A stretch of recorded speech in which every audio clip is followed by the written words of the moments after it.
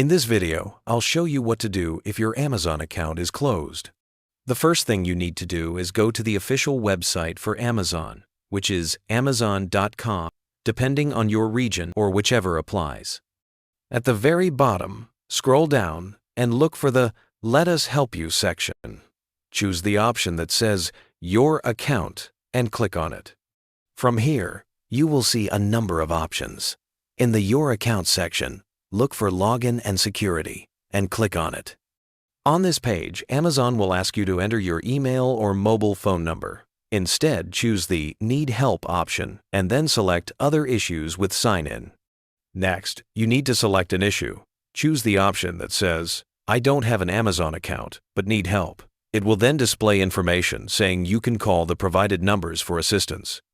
Reopening your closed account will depend on your region.